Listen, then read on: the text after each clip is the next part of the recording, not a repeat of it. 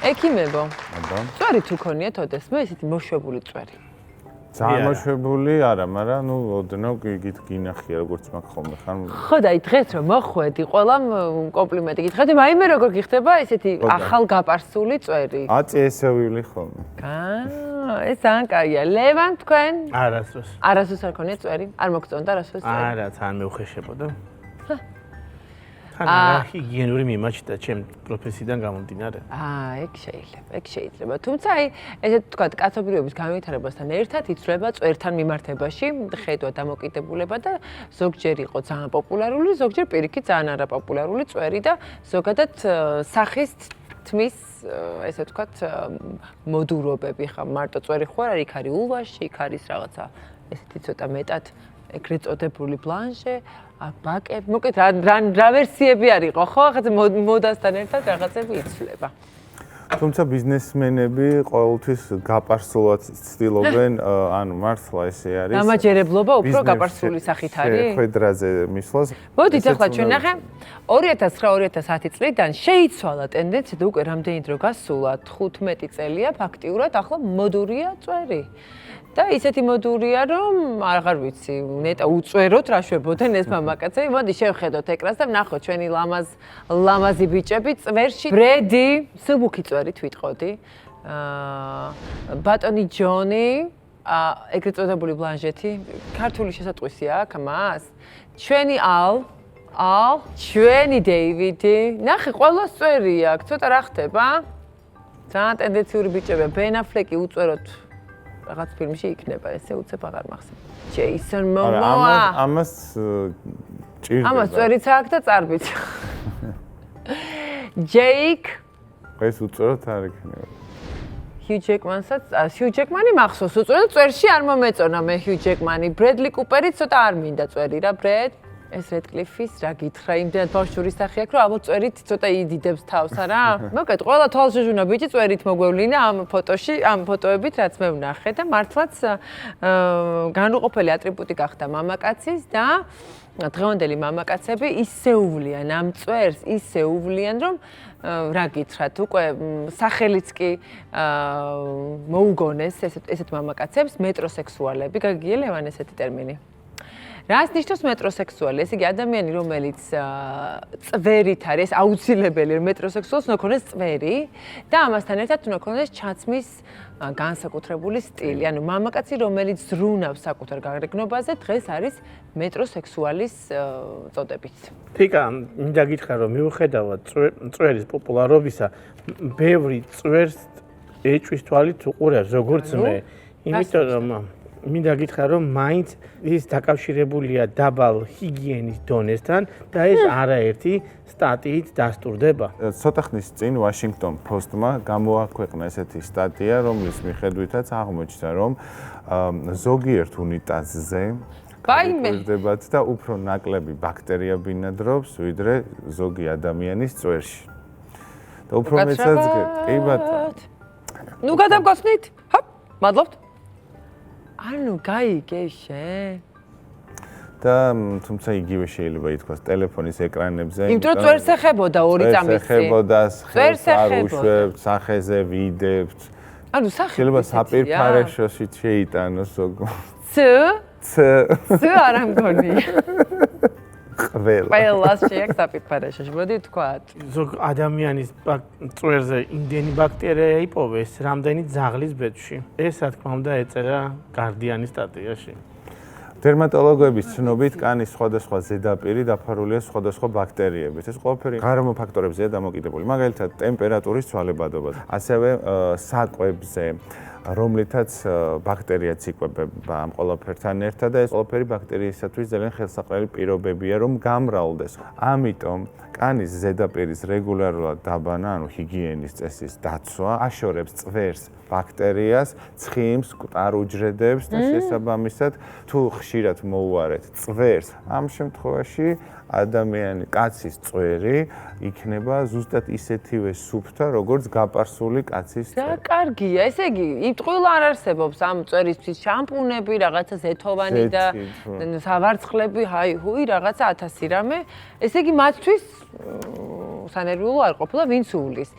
ზოგი ამბობს რომ წვერს იმიტომ ისდის რომ აი დროის დაზოგვის გამო რომ აი ამ ყოველდღიური პარსვა და ასე შემდეგ თითქოს უფრო ნაკლებით რო ჭირდება წვერის დატოვებას ვიდრე წვერის პარსვას და თუ კი გონიათ თქვენ რომ ნაკლებით რო ჭირდება წვერის მოვლა ძალიან ვწდებით მოვლა საკმაოდ ხანგრძლივით რო ჭირდება თუ კი იტოვებთ წვერს და აი უნდა მოუვაროთ მე მგონი ამაზე იქნება ჩვენი სტუმარიც რადგანაც მე მისი წვერი მოუვლელი ნამდვილად არ მახსოვს ის მოზომილი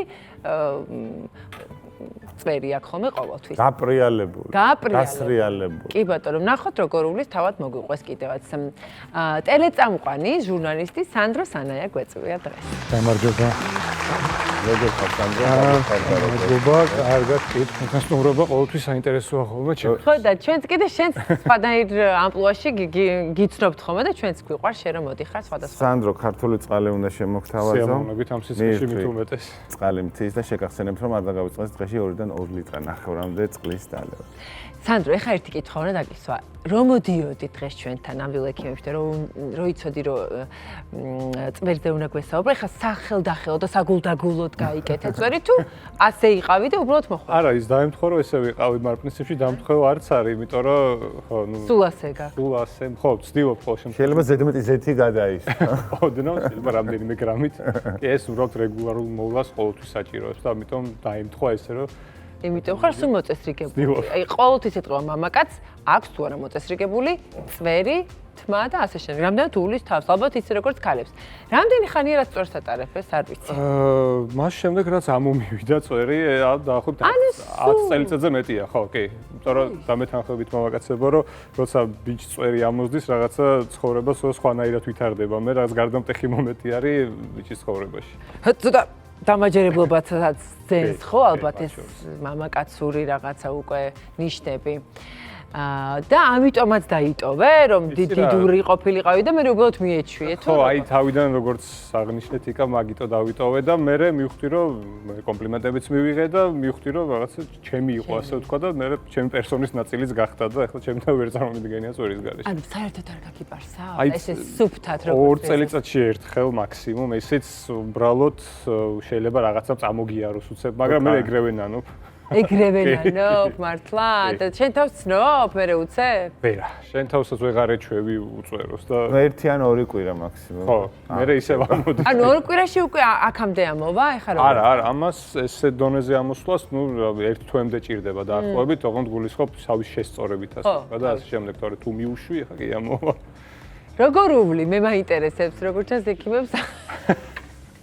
რადგან არ აპირებენ წვერის დატოვა. როგორ უვლი, ნუ შენ თვითონ თუ სალონში? არა, ჩემს სალონში ძირითადად 10 დღეში ერთხელ საშუალოდ ჩემთვის ესეა ყოველ შემთხვევაში და პროფესიონალი სჭირდება იმისათვის რომ რაღაცა მიმართულება მიცეს სწორი, რაღაცა გადასვლები გააკეთოს და უფრო მოწესრიგებული იერი რომ მქონდეს და რასაც ვქვია, მოვლა უშუალოდ უკვე ჩემით შესაბამისი შამპუნით და საბანის საშუალებით, ზეთით და ასე შემდეგ. ეს უბრალოდ მე ჩვევაში გადადის და ცხოვრების სტილი ხდება ასე. ეხლა საფეხურებს გავყვეთ.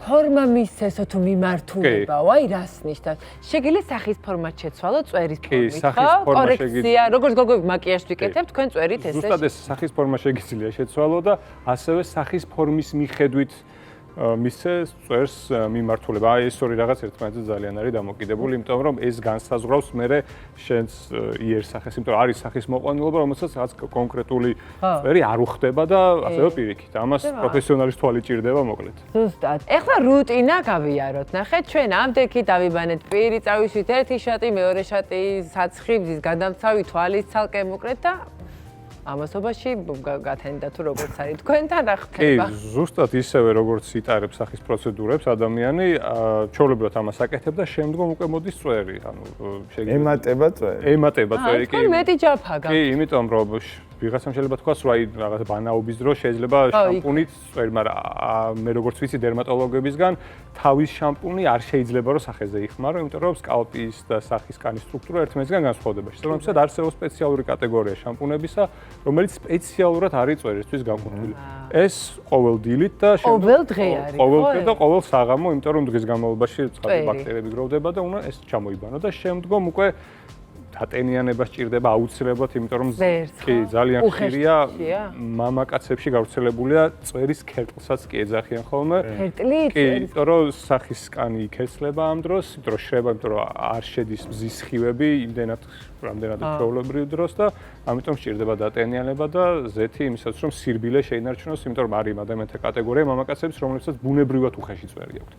ამიტომ სჭირდებათ სპეციალური დაარულია. ხო, ეგეც მათ შორის. და ეს სრულდება ზეთით. სრულდება ზეთით. კიდე მაგას ეს მისგან დავსავი არ ჭირდება. არა, ეს მეორდება ყოველ დღე. ლევანს უჭირავს სავარცხელი. ჭირდება თუ რა წვერსაც სავარცხელი. სპეციალური სავარცხლების არსებობს წვერისთვის განკუთვნილი. პატარა. კი, პატარა და ოღონდ ესეთი არა, ჩოთქი უფრო. ხო, უფრო მეტად კი, იმიტომ რომ ეგ დამოკიდებული იმაზე თუ როგორ მიმართულებას მისცემს შემდგომ წვერს, იმისაც რომ მე არ ჩახუჭუჭდეს ასე ვთქვათ და ეთყობა მოკლედ დავარცხნილ წვერს რომ დავარცხნილი. შენ გეტყობა. ხო, მე ვცდილობ ხოლმე კი საბოლოო ეგ უფრო გრძელი. დავალაგეთ. არ მიყვარს გრძელი წვერი ჩემ თავზე ყოველ შემთხვევაში. და ძალიან კარგია რომ შენ ეს ჩვევა არ გაქვს, ხელ საერთოდ არ მოგიკიდია რაც აქვს ხარ წვერზე ხელი, უბრალოდ ჩემგან გასხოვდეს. მე ხო და ნუ აი თუ დაკვირვებულ ხარ, თუ ისაც ნუ უფრო გრძელი წვერი ვისაც აქვს, აი რა ზოგს ჩვევა აქვს, ხო? რომ ხელს იკიდებს. მოკლედ აღმოჩნდა კვლევების მიხედვით, რომ ყველაზე მეტად ინფიცირება და ბაქტერიების დაგროვება წვერზე სწორედ აი ამ ჩვევის გამო ხდება. ასევე საკვებისგანაც ბევრი ბაქტერიები გადადის წვერზე. თუმცა ზოგიერთი კვლევის შედეგების მიხედვით, წვერში ბაქტერიის გამრავლება აზრდის ინფექციის გავრცელების რისკს. თიკა მინდა გითხრა, რომ ამ კვლევის მონაწილეები იყვნენ საავადმყოფოში მომუშავე წვერიანი და უწვერო ექიმები. აბა, საინტერესოა და რამდენად ჰიგიენურია წვერი? ხა ამას გადავიტანოთ ჩვენი ყურადღება.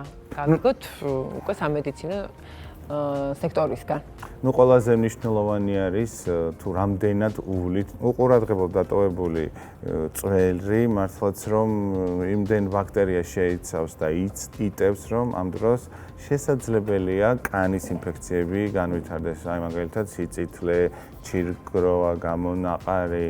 ქონია სანდრო მსგავსი ეგეთი? იცი რა, კი, ხანდახან კი, ეგეც, მაგრამ მე ხა თითქმის არ ვიყენებ აი საპარს წვერს, ასე წვერის საპარს ასე ეძახიან და შესაბამისად ნაკლებად იწვევს ხოლმე ჩემში გაღიზიანებას. ხა ერთ-ერთი მიზეზი რატომაც წვერს ვატარებ არის ის, რომ ჩემსგან სასტიკად არ უხდება საპარსი, პარსვა კი და ამიტომ ვერიდები ხოლმე მაქსიმალურად. იმერწმუნე რომ შენ ეს ჰიგიენის წესის ნორმები რომ არ დაგეცვა, გაღიზიანებულობა და სიციცლე გექნებოდა კანის. ამიტომ ყოველ დღე წვერის მოვლა და დაბანა ისევე ასუფთავებს წვერს, როგორც გაპარსულ სახედ. დერმატოლოგები იმ კაცებს, ვინც წვერს ატარებს, ურჩევენ ყოველ დღე დაბანის გარდა წვერის ხშირად გაკრეჭვას და ყოველდღიურად გულდასმით ჩამოვარცხნას. იმისთვის რომ მოშორდეს თმის ზედმეტი ღერები. წვერს კიდევ ერთი უპირატესობა აქვს. აბა, არანაირი შენახსენე მზისგან დამცავი და საშუალებები არ ჭირდებათ, რადგან წვერი ნატურალურად, ბუნებრივად იცავს კანს ულტრაესფერი დასხივებისგან, მზის სხივებისგან და არასდროს თითქმის არ ვითარდება კანის კიბო. ყველაფერს აქვს თავის პლუსი და მინუსი. გარდა ერთისა, ვისაც ყავთ ჩვილები სახში, თუ კი თქვენ მამას დანახვა შეეჩვია წვერში და მე მამამ უცებ წვერი მოიშორა, შეიძლება ტირილი დაიწყოს და ვერ გიცნოთ. ამ პირიქით რაღაც წვერი მოუშვა, აი ნახე. მოკლედ ბავშვების შოკური მდგომარეობა, როდესაც პირველად ნახეს გაპარსული მშობელი, აჰა ნახე. უკეთავს კარს. Say hi to dad, უთხარი მამას გამარჯობაო და ბავშვი ნაყოფს. ანუ შოქში, ანუ მამა დაკარგა, მამა წაართვეს. რა საყვარლობა. ვაიმე. რა საყვარელია. ბოდიშიო, მამა, ისევ მე ვარ, ისევ მე ვარ. მამა ძალიან კმაყოფილია, მაგრამ ბავშვის რა გითხრათ? მოკლედ ბავშვები ზოგჯერ მწვავედ განიცდიან ამ ყველაფერს. ძალიან კარგია ის, რომ გავარკვიეთ, რომ არ არის თავშოთ ჰიგიენური თვალსაზრისით პრობლემა, როდესაც მამაკაცი უვლის წვერს და აქვს წვერი. ხშირ შემთხვევაში ხდება ის, რომ წვერი რადგან ცოტა უხეში სტრუქტურის არის, თუ კი არ უვლიან ამ შემთხვევაში, ბავშვისთვის არ არის კანზე სასურველი შეხება და ზოგჯერ არც ქალბატონისთვის, ცოტა უხეში წვერი თუ არის, არ მოგწონს ხოლმე. ამიტომ მოვლილი წვერი არის ჰიგიენურიც, ლამაზიც, მოდურიც და შესაბამისად თავისუფლად შეგიძლიათ ატაროთ წვერი, ვისაც გიხდებათ, ვინც იხდნენ და ვინც ცხოვრების წესიც არის ეს. აიცი რა, მე მგონია რომ ყველა მამაკაც ვისაც კარგად ამოსდის წვერი ასე ვთქვათ, იმას წვერი უფრო მეტად უხდება ვიდრე გაფარსული. ეს მგონია რატომ. ესე ლევანი წვერში მინდა წარმოვიდგინო, არც მე. არა, მეც არ წარმოვიდგინე. ლევანი წვერი, ხო? ვერ. არა და შევა რაღაცა მოიხდინოს. არავინ არ იცის, თუ არ ცადე ხო ვერ გაიგებ. ოღონდ უნდა ევანგელოდები ბლანჟეტის შემდეგ გაგდაცემაზე. ბლანჟეტი არა, შეიძლება. მართლა, აი რა მოხდა. თავარია, ვისაც გიხდებათ, პრობლემა არ არის, ოღონდ უნდა მოუვაროთ.